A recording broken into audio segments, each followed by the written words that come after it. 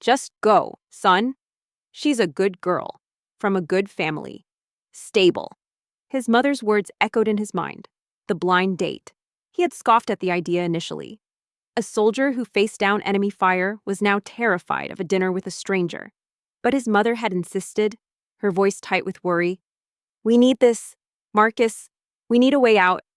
He knew she wasn't just talking about the money. She wanted him to find peace, to build a future. He sighed, adjusting the knot on his tie.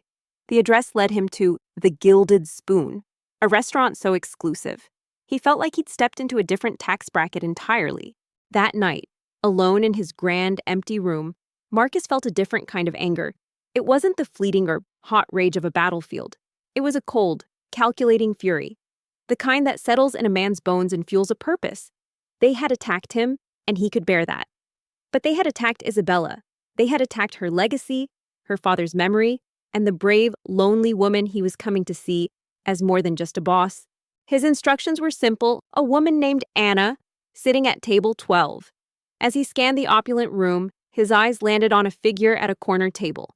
It was a woman, impeccably dressed, her posture a masterpiece of composure and strength. She wasn't looking at him. Her gaze was fixed on a tablet in her hands, her face a mask of fierce concentration. A small, elegant sign on the table read, 12. This must be her. He was a soldier.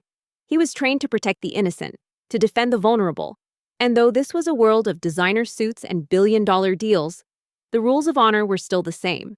He was a husband for hire, but his instincts were telling him he had found a new war to fight. He wasn't a pawn anymore. He was a guardian.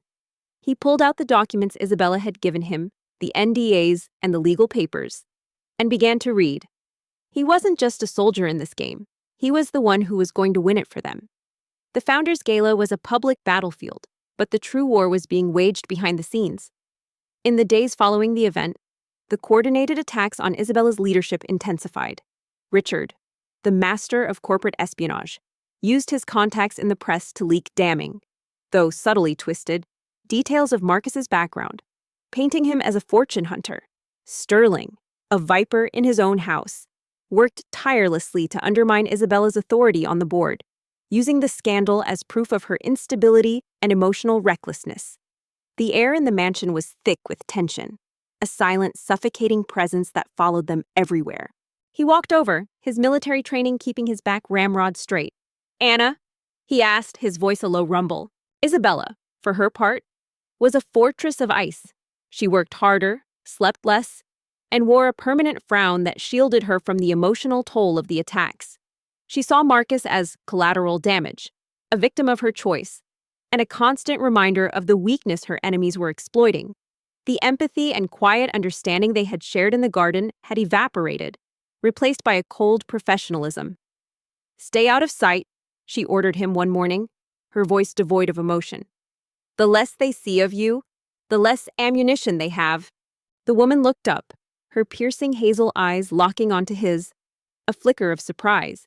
Then something unreadable crossed her face.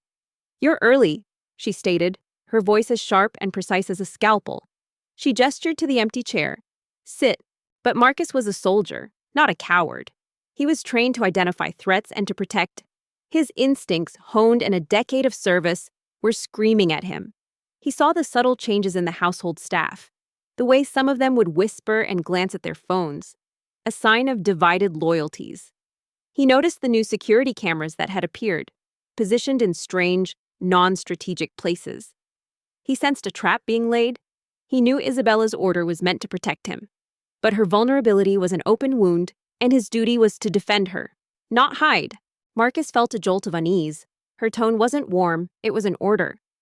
He sat down, placing his duffel bag carefully beside him. My name's Marcus. One afternoon, a company-wide press conference was held at the Cygnus Tech headquarters.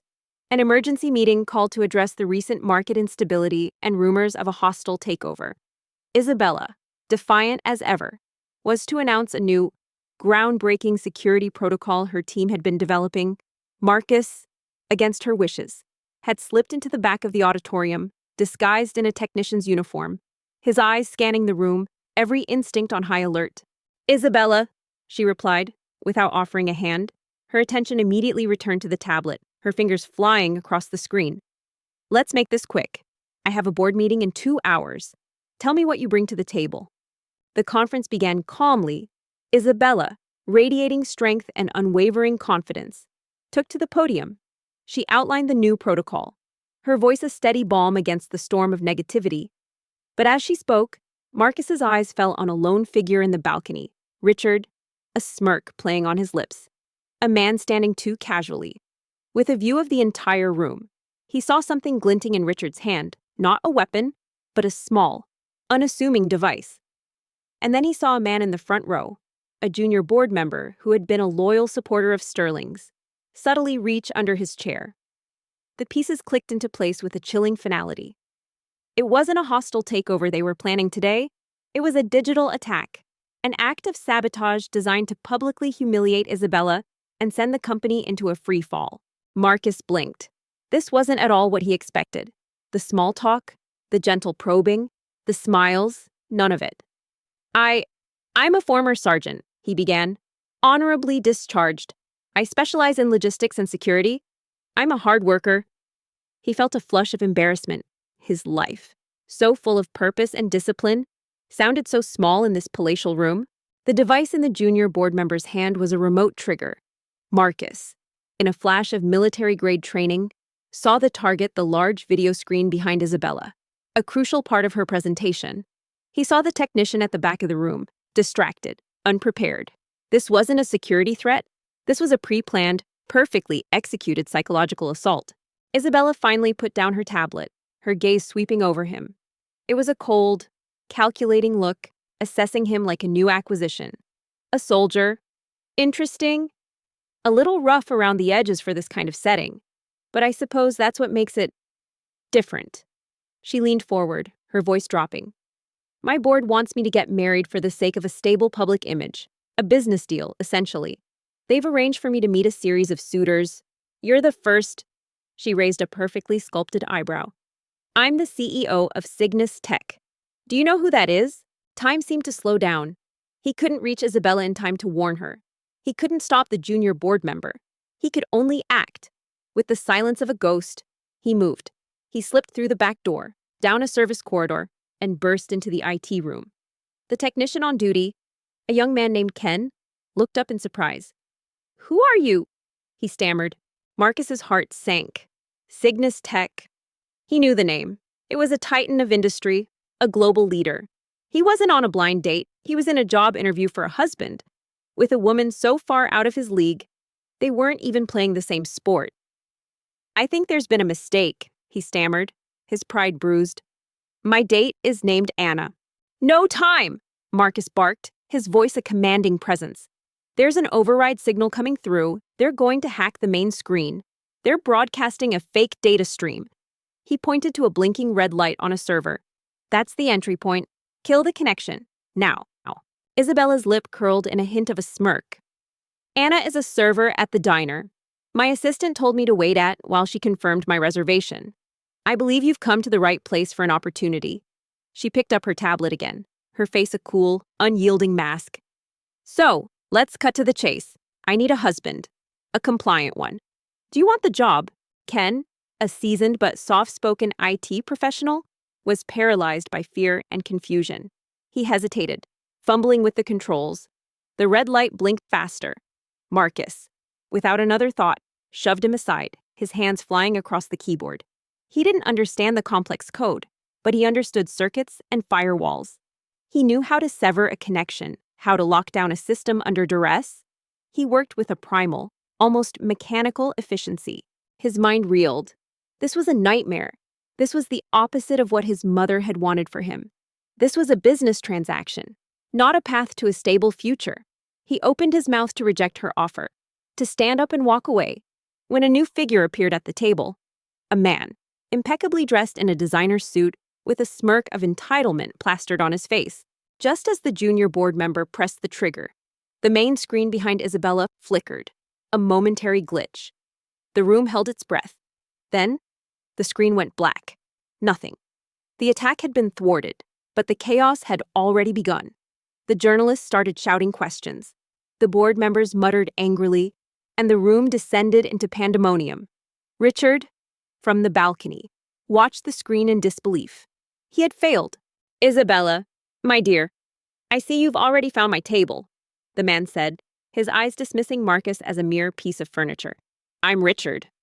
Isabella, for her part, remained a pillar of composure. She had felt the tension in the room, seen the glint of malice in Richard's eyes. She knew something was wrong, but when the screen went dark, her mind went into high gear. She calmly signaled her team. Technical difficulties, she announced into the microphone, her voice unwavering. We will have the new protocol details sent to you via email. Thank you for your time. The woman looked up, her eyes narrowing. You're late. Richard, I've already made my decision. She walked off the stage, her face a mask of disappointment and fury. She was led back to her office, where Sterling and a contingent of the board were already waiting. Isabella, this is a disaster, Sterling declared, his tone full of false sympathy. This is a sign. We must have a vote of no confidence. You're losing control. Richard's smirk faltered. Decision. What are you talking about? But as he spoke, Marcus walked into the room, his clothes a little disheveled from his run, a quiet intensity in his eyes. He wasn't a servant. He was a guardian. He handed Isabella a memory stick. A firewall log, he said simply. They tried to hack the system from within. I cut the connection before the fake data could be broadcast. He then looked directly at Sterling. And the junior board member who sat in the front row, whose company just received a no-bid contract from Richard's corporation. He was the one with the remote trigger. He tried to pull her aside, to separate her from Marcus, but Marcus stood firm, a silent wall of defiance. His eyes fixed on Sterling's, held a promise of retribution. He saw the glee in the uncle's eyes, the satisfaction. He realized this wasn't an accident. This was a coordinated attack. The room went silent. Marcus's words, delivered with a soldier's unwavering honesty, were a thunderbolt. The board members, who had been ready to turn on Isabella, now looked at each other with dawning suspicion.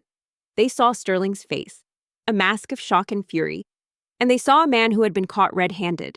Isabella's gaze moved from Richard to Marcus, a wild, defiant glint in her eyes. I'm talking about him, she said, her voice clear and strong, her hand gesturing to the stunned soldier. This is my fiancé. In that moment, Isabella saw him not as a pawn, not as a contract, but as a hero. His instincts, his courage, his unwavering loyalty had saved her company. His strength was not in his wealth or his connections, but in his honor. Her heart, which had been a block of ice for so long, felt a strange, new warmth. He had stood by her when everyone else had turned their back. He had protected her when she thought she was alone. The contract was a lie, but his actions were the truth. The silence in Isabella's office was deafening. A vacuum where Sterling's false indignation had just been. Marcus's simple, unyielding words had done what no expensive lawyer or PR firm could. They had exposed the truth. The board members, a group of powerful men and women accustomed to backroom deals and subtle lies, now stared at Sterling with naked suspicion. His face, usually a mask of control, was a canvas of shock and fury, a clear sign of his guilt. The world seemed to stop. Marcus sat frozen, caught in a stare-down between two people who were locked in a completely different game, with rules he was only just beginning to understand. The simple soldier who had come for a blind date had just become a pawn in a power play of epic proportions.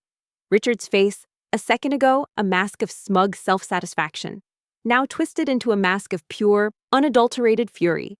His eyes, fixed on Marcus, burned with a mix of disbelief and contempt. Fiancé, he spat out the word as if it were a poison. Isabella, what kind of joke is this? Who is this man? Isabella, for her part, was not in a state of shock. She was in a state of calculation. She looked at the memory stick in her hand, then at the man who had brought it to her. She saw not a soldier, but a partner. She saw not a contract, but an alliance. Sterling, she said, her voice like ice. It seems you have some explaining to do. This meeting is adjourned. You and I will be having a much longer conversation with our legal team. Isabella remained perfectly composed. She took a slow, deliberate sip of water, her gaze never leaving Richard. He is my future husband, Richard. And as such, any business partnership you had hoped to forge with me is officially off the table. As is this arranged dinner, you are late. I have a board meeting, and frankly, I find you quite boring. My time is better spent. Sterling's bravado finally broke. This is preposterous, he bellowed, his voice cracking with desperation. He's making this up, this nobody. You'd believe a stranger over your own family. The public rejection, delivered with such cold finality, hit Richard like a physical blow. He glanced around the high-end restaurant, keenly aware of the hushed whispers and curious stares from nearby tables. His pride, the one thing he valued above all else, was being systematically dismantled by the one woman who had consistently defied him. "You'll regret this, Isabella," he snarled, his voice low and menacing. "Whatever game you're playing, it will come back to bite you." With one last venomous glare at Marcus, who remained silent and stoic, he stormed out of the restaurant. "I'd believe a man of honor over a man of deceit," Isabella retorted, her eyes blazing with a fierce and protective fire. "Leave, now." A profound silence fell over their table. Marcus was still reeling, trying to process the absurdity of the last 5 minutes. He had just been declared the fiancé of a powerful CEO and been threatened by a man who looked like he could buy and sell him 100 times over. As the board members filed out, a stunned and defeated Sterling trailing behind them, Isabella looked at Marcus, the fatigue of the past few weeks finally giving way to a profound relief. "How did you know?" she asked, her voice softer than he had ever heard it. "How did you see what no one else could?" Isabella leaned back in her chair, a weary sigh escaping her lips. The cold, impenetrable facade she had presented to Richard seemed to crack. If only for a second, she ran a hand through her hair, a gesture of exhaustion. "I apologize for that," she said, her voice now devoid of its earlier sharpness. "Richard is a viper, a business partner in a potential merger, but my board and my family want me to marry him to secure the deal. It's an archaic idea, but they're old-fashioned." Marcus shrugged, a gesture of humble modesty. "It's my job. As a soldier, you learn to read a room, to look for the things that are out of place." The man in the balcony, Richard, wasn't just watching you. He was watching the front row, and the junior board member's hand under his chair. It wasn't a nervous habit. It was a tell. He looked at her, his eyes serious. "I learned to fight in the shadows, to protect the things that matter. Even when the enemy doesn't show their face, it's what I'm trained for." She then turned her full attention to Marcus, her eyes softer, more human. "You're not a waiter, are you? My assistant told me my blind date was at table 12, but I was meant to be at table 21. Your date, Anna, must be at the other end of the room." In that moment, their relationship underwent a seismic shift. The contract, a flimsy piece of paper, was now replaced by a foundation of trust. Isabella saw his quiet strength, his unwavering loyalty. She realized that while she had been fighting with money and power, he had been fighting with honor and instinct, and his way was far more effective. He had seen the truth, not with a calculator, but with his gut. The revelation was both a relief and a new kind of shock. Marcus felt a wave of anger wash over him. "You knew there was a mistake," he said, his voice a low growl. "You knew, and you still dragged me into your drama." He pushed his chair back, ready to leave. "I don't know who you are or what game you're playing, but I want no part of it." "This is not over," she said, her voice filled with a new resolve. "They won't stop. They're like rats, and they'll come for us again. But this time, we'll be ready." Isabella held up a hand, a silent plea. "Wait, please." She looked at his face, the quiet dignity, the genuine hurt in his eyes. For the first time, she saw him not as a tool, but as a person. She saw the duffel bag, the tired suit, the exhaustion etched in his features. "I need your help," she said, her voice quiet but firm. "That was not a joke.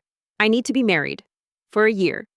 It's the only way I can protect my company from Richard's hostile takeover and my own family's machinations." They began to work as a team, a dynamic and unlikely partnership.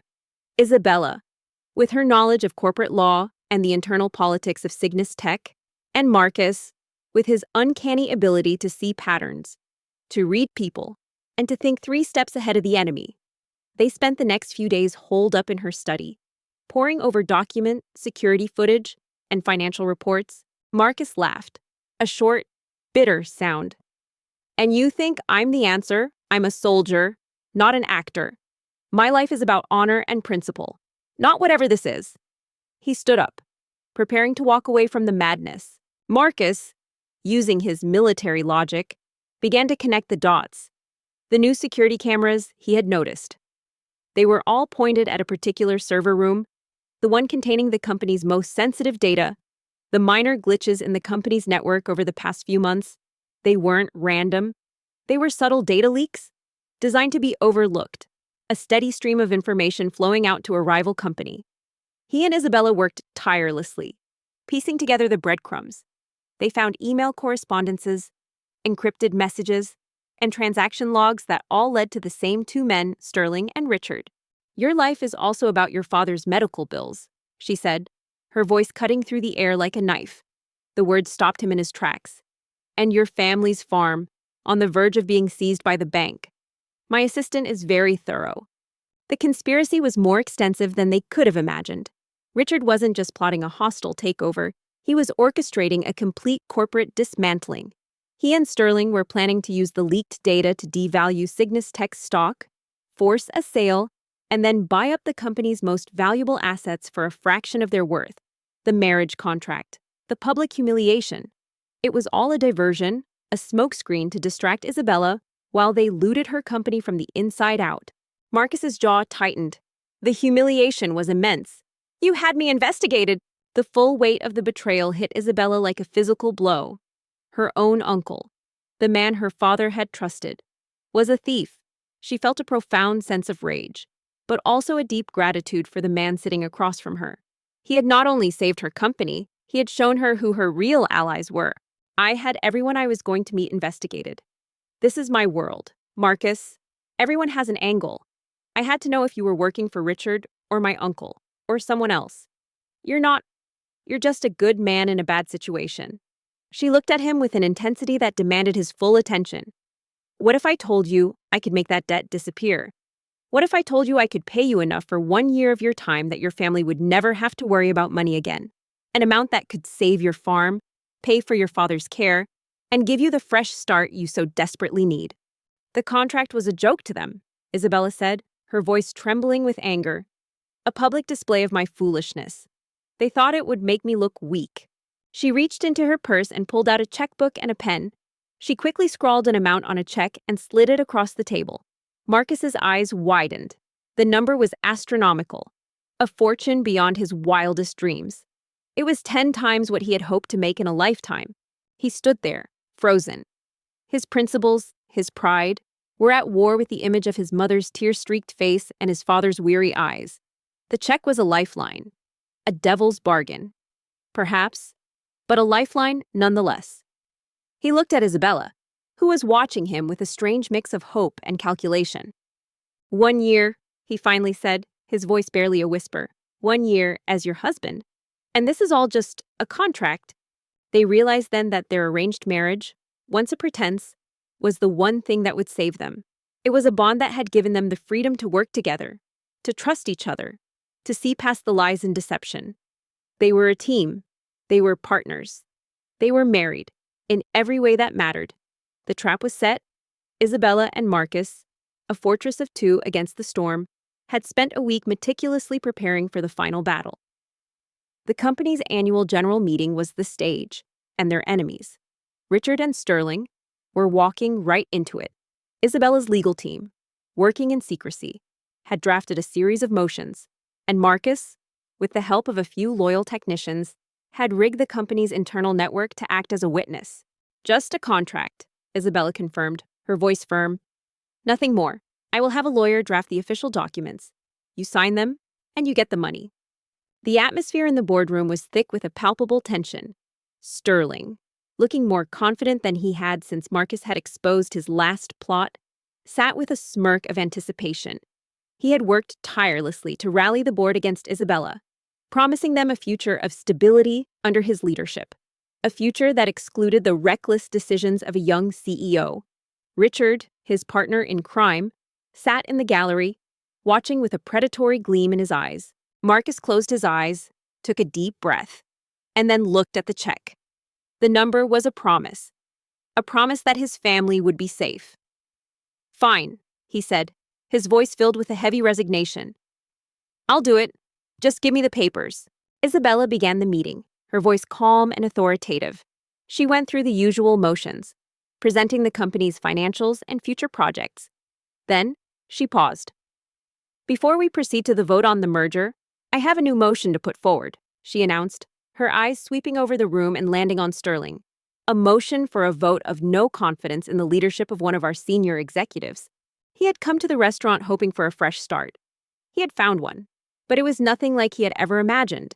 He was no longer just a soldier, he was a husband for hire, a pawn in a game he was only beginning to play. The car ride was silent, a vast, echoing space between two strangers bound by a contract. Marcus stared out the window, watching the city's concrete sprawl give way to manicured estates and towering gates. The opulence was jarring, a world away from the dusty fields and modest farmhouse of his youth. When the car finally rolled to a stop, it was in front of a mansion that looked less like a home and more like a fortress of glass and steel, a monument to corporate power. This was to be his home for the next year. The room erupted in a murmur. Sterling's smirk vanished, replaced by a look of bewildered fury. "Isabella, what is the meaning of this?" he demanded, his voice a low growl. "You can't do this." He stepped out, his duffel bag feeling like a lead weight, and was greeted not by warmth, but by a chilling, sterile efficiency. A stern-faced butler in a crisp suit, whose name he would later learn was Arthur, offered a curt nod. "Welcome, sir. The chairwoman is in her study. I will show you to your room." Marcus followed him through a grand foyer, past minimalist art installations and polished marble floors that gleamed under the soft, recessed lighting. Every step he took felt like a trespass. "I can," she replied, her voice unwavering. "And I will. I believe my uncle, Sterling, has been working against the interests of this company." His room was larger than his entire family's house. A panoramic window offered a breathtaking view of the city, and the bed, a king-sized monument of silk and velvet, felt like a joke. He was a soldier, accustomed to a cot in a barracks. And now he was a king in a kingdom that wasn't his. He felt hollow, a prop in a meticulously staged play. The words were a bombshell. The room fell silent. Sterling, recovering his composure, let out a harsh, derisive laugh. "Without any proof, you would accuse me, your own blood. This is lunacy," he boomed, turning to the board. "This is the very instability I warned you about." The first days were a blur of disorientation. Isabella was a ghost. A presence felt more than seen. She was always on a video call, always in a meeting, always working. When they did cross paths, their interactions were brief and formal. She would hand him a new document to sign an NDA, a public statement, a schedule of appearances, and he would sign, a silent, obedient pawn. He was a piece of art in her lavish home, a symbol of her supposed new life. Nothing more. "I have proof," Isabella said simply. She nodded to Marcus, who was standing quietly in the corner of the room, a silent and imposing figure. He walked to the main computer and pressed a few keys. The giant screen at the front of the room flickered to life. He quickly learned that he wasn't the only one who saw him that way. The staff treated him with a cold politeness, a subtle disdain that made it clear they knew he didn't belong. He was a temporary fixture, a plaything of the wealthy. The whispers followed him everywhere. He was the soldier Isabella picked up, the rough man with no breeding, a stark contrast to the sophisticated men she usually dated. The most vocal of them was Isabella's uncle, a man named Sterling who managed the family's assets. "This," Marcus announced, his voice clear and resonant, "is a time-stamped, uneditable log of all encrypted communications between two IP addresses. One belonging to Mr. Sterling, the other to Mr. Richard Thorne." Sterling was a man of old money and older prejudices. He found Marcus at the breakfast table, his eyes scanning the soldier's simple toast and coffee with open contempt. "So, you're the one. The soldier," he said, his voice a low, gravelly sneer. "Don't get too comfortable. Isabella's little rebellion won't last long. A contract can be broken as easily as it's made." He didn't see a man, he saw a threat, a loose cannon that could disrupt his carefully laid plans to take over the company. He saw Marcus as a weakness to be exploited, and a pawn to be removed. A gasp rippled through the room. On the screen, a timeline appeared, a damning visual of the conspiracy. It showed months of conversations, trade secrets being leaked, and plans for the hostile takeover being hatched. It was undeniable, irrefutable evidence. The full weight of his decision crashed down on Marcus. He was isolated, a target, and a sham. He missed the camaraderie of the barracks, the simple, honest work, the sense of belonging. The mansion was a golden cage, and he was the captive bird. He could pay off his family's debt, but at what cost to his soul? Sterling leaped to his feet, his face a mask of purple rage. It's a fake fabrication. A soldier with no technical expertise wouldn't even know how to forge such a thing, he shrieked, pointing a trembling finger at Marcus. One evening, he found Isabella in the garden, a rare moment of solitude. She was sitting on a stone bench, looking up at the stars, her usually unyielding posture softened by the moonlight. She wasn't holding a tablet or a phone. She just sat, a small, lonely figure in a vast, empty space. He hesitated, then walked over, his footsteps silent on the gravel path. A soldier who spent 7 years in a digital warfare unit knows a lot about security, Marcus replied calmly, his eyes holding Sterling's. And a man of honor would never lie to a board of directors. But a man of greed would. We have a full audit of all stolen data, all transactions, and all the illegal contracts you signed. It's all here. He pointed to another folder on the screen. Your plan, from start to finish, is laid out for everyone to see. I used to do this with my father, she said, her voice a soft murmur, as if speaking to herself. He taught me all the constellations. He told me that Cygnus the Swan was a symbol of beauty and grace, but also of fierce protection. He built this company for me. He wanted it to be my legacy. He died before he could see it. Her voice wavered for a moment, a crack in the perfect facade. She wasn't just a CEO. She was a daughter, carrying the weight of a dying wish. The board, stunned into silence, now looked at Sterling with a profound sense of disgust. Their faces, once filled with suspicion towards Isabella, were now filled with the cold realization that they had almost been duped by one of their own. For the first time since he met her, Marcus saw past the walls she had built. He saw the vulnerability, the fear she must be feeling, battling her own family and business rivals alone. His heart, which had been so cold and distant, felt a strange pang of empathy. The contract was a cold, calculated business deal, but their reality was starting to feel far more complicated. In that quiet moment under the stars, the soldier and the CEO found a fragile, unexpected common ground, a silent understanding that their shared burden was far heavier than a mere contract could ever describe. This was no longer just a job. He was a soldier, and a part of him was already starting to feel the fierce, protective instinct that was his very nature. Richard's office, a testament to his own ego with its sweeping views and mahogany furniture, was a crucible of his rage. He paced the length of the room. A predator denied his kill. The image of Isabella, defiant and cool, introducing that common soldier as her fiancé, was a memory that burned with the heat of 1,000 suns. It wasn't just the professional setback, the loss of the merger with Cygnus Tech that would have cemented his legacy. It was the public humiliation, the utter and complete dismissal of him. Richard Thorne, the scion of a rival empire. His pride, a fortress he had built brick by brick, had been breached by a woman and a man who was nothing more than a glorified security guard. Richard, seeing his entire scheme unravel, stood up from the gallery. This is a witch hunt. We will take this to court. You will pay for this. Isabella, he yelled. Find me everything, he commanded into his phone, his voice a low, dangerous growl. Every detail, every failure, every bill they couldn't pay. I want to know who this Marcus is, where he came from, and why he's worth a single glance from Isabella.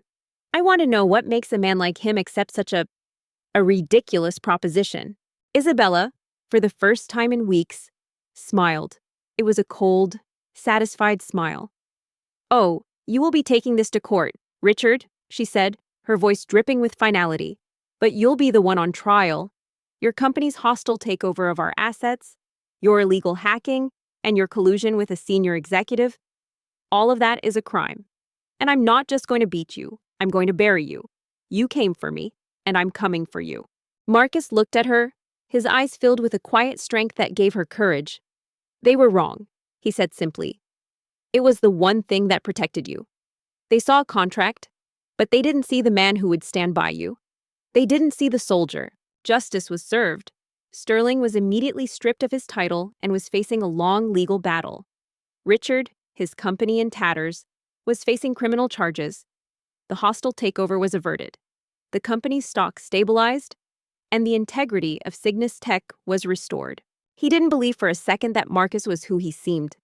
This was a chess move, a feint, a rival CEO, a sleeper agent, an industry plant. Isabella, for all her defiance, was not foolish enough to truly marry a nobody.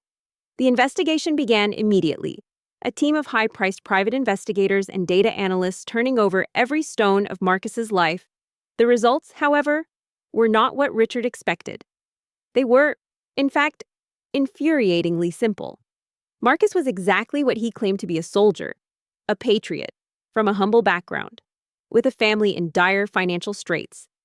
The reports painted a picture of a man with impeccable character, but no social standing, no wealth, and no connections. He was the perfect, embarrassing weakness. As the boardroom emptied, Marcus and Isabella were left alone. The weight of the past few weeks, the stress, the fear, and the betrayal finally lifted. "You did it," she said, a soft smile gracing her lips. "You saved my company. You saved my father's legacy." Across town, in the hushed, cavernous study of the Cygnus Tech mansion, Sterling paced a similar path of fury and calculation. Isabella's engagement was a reckless move, a self-inflicted wound he could exploit to the fullest. He had long coveted the CEO position, believing his old-world sensibilities and family connections were far superior to Isabella's new-age, cutthroat approach. He saw Marcus not as a rival, but as a liability. "We did it," Marcus corrected gently. He reached out and took her hand, a gesture of quiet intimacy that felt more real than any public display. "We were a team, a sergeant. A man who makes less in a year than we spend on our floral arrangements," Sterling sneered to his wife, his voice dripping with condescending disdain. "It's a slap in the face to this family, a public display of disrespect. The board will not stand for it. They'll see her for what she is: an emotional, unpredictable girl who can't be trusted with her father's legacy. This soldier is a godsend. He is the weakness we've been waiting for." She looked at him, her eyes filled with a new kind of love, a love born not of contract or convenience, but of respect, trust, and shared victory. They had started with a simple mistake, a wrong table, and had found each other in the chaos. He, a soldier with a code of honor, and she, a CEO with a fragile heart. They were an unlikely pair, but they were the perfect team, ready to build a new life, a new legacy, not as a contract, but as a genuine partnership. The days following the boardroom showdown were a whirlwind of legal proceedings, press conferences, and strategic planning. The world watched as Cygnus Tech, once on the brink of disaster, not only survived but thrived under Isabella's bold and decisive leadership.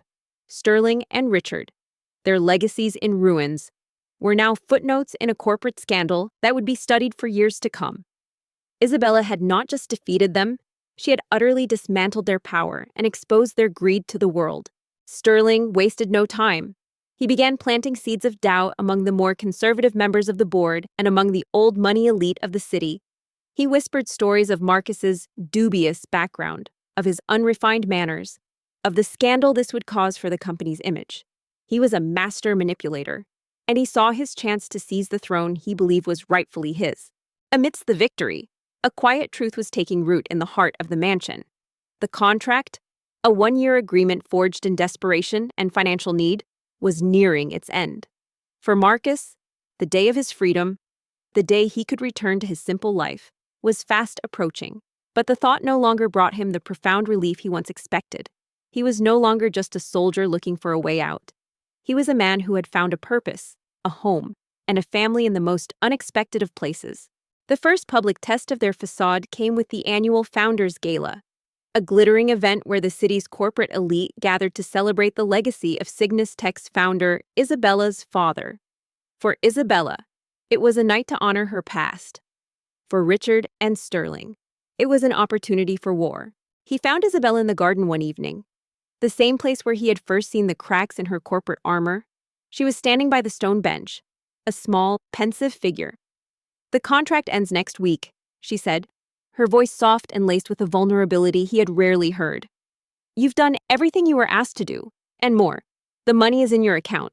You're free to go." Marcus, dressed in a tuxedo that felt strangely like a uniform, stood beside Isabella. She was stunning in a dark, elegant gown, a vision of untouchable beauty. She had coached him on the basics: how to hold a champagne flute, which fork to use, how to answer vague questions about his work. He felt like a fraud, but he was a professional. He was playing a role, and he would play it to perfection.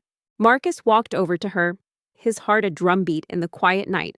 He saw the genuine sadness in her eyes, the fear of being alone again. "I'm not going anywhere," he said, his voice firm and certain. He took her hands in his, their calloused skin a stark contrast to her soft, delicate touch. The contract was a lie. The partnership was real. We are real. As they moved through the crowd, the smiles were polite, but the eyes were cold and critical. Marcus could feel the scrutiny, the silent judgment. He felt the whispers behind them, the snide remarks disguised as compliments. "The chairwoman's new husband is handsome, so rugged. I hear he's in security. How wonderfully practical." Isabella's eyes, which had been so guarded for so long, filled with unshed tears. "You came here for a blind date," she whispered, a ghost of a smile on her lips. "And you found a trap, a golden cage." Then Richard appeared. He was a shark in a sea of piranhas, all teeth and false charm. He approached them with a wide, disingenuous smile, a glass of whiskey in his hand. "Isabella, my dear, and Marcus, how nice to see you two. I must say, your engagement was a surprise to all of us." He turned to Marcus, his eyes full of malice. "Tell me, old boy, what's it like living in the lap of luxury after a life of service?" "I found a queen," Marcus replied, his voice filled with a profound reverence. "And a kingdom that needed a soldier." Marcus's military discipline kicked in. He didn't rise to the bait. "It's an honor to be by Isabella's side," he said, his voice calm and steady. "And my life of service prepared me for many things, including difficult conversations." They stood there in the moonlight, two people from completely different worlds, their lives irrevocably intertwined by a twist of fate.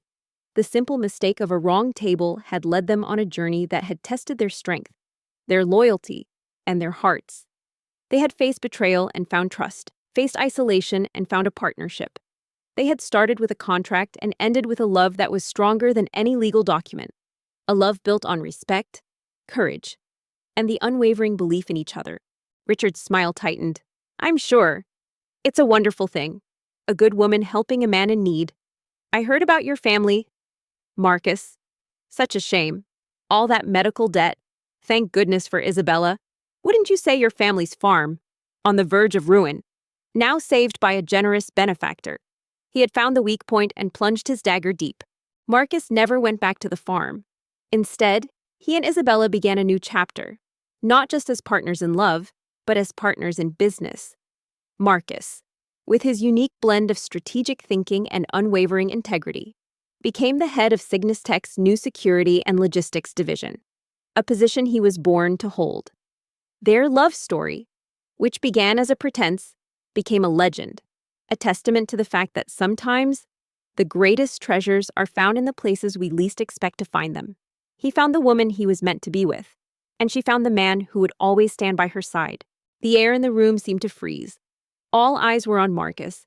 He felt a hot flush of shame creep up his neck. The pride he had fought so hard to maintain, the principles that had guided his entire life, were being stripped bare and mocked in front of the entire elite of the city. This wasn't just an attack on him, it was an attack on his family, on the very reason he had taken this deal in the first place. Thanks for watching. If you enjoyed this story and want to see more, don't forget to hit that subscribe button and give us a thumbs up. Stay with us for the next one, and while you're here, check out our other videos. There's always more to explore. Isabella's hand, which had been resting lightly on his arm, tightened into a fierce grip. She stepped forward, her body language radiating a silent, lethal fury. "Richard, some things are sacred," she said, her voice low and dangerous. "My family's health and our personal affairs are not up for discussion. I suggest you remember your manners before you find yourself without any social graces left to your name. Where are you watching from? Let us know in the comments below. Richard, for a moment, recoiled. Isabella was a force of nature, and her public fury was a rarity he was unprepared for. But the damage was done. The whispers grew louder, more pointed. Marcus was a gold digger, a charity case. Isabella was a fool. As Isabella led him away from the crowd, her face a thundercloud of righteous anger, they found Sterling waiting for them. "Isabella," he said, his tone one of feigned concern. "I saw what happened. This is exactly what I was afraid of. This association. It's making you and the company look weak. People are questioning your judgment. It's a risk we can't afford." The scent of freshly starched uniforms and polished leather was a phantom limb Marcus could still feel. For 7 years, the rhythm of military life had been his world. Now, standing on a bustling city street, a civilian in a suit that felt both stiff and foreign, he was a soldier without a war, a man adrift. His duffel bag, a repository of a decade of memories, felt lighter than the weight on his shoulders. He was honorably discharged, a decorated sergeant. But his new reality was a harsh one. His family's small farm was on the brink of foreclosure, burdened by his father's crushing medical debt. The small pension he received was a drop in a very large bucket.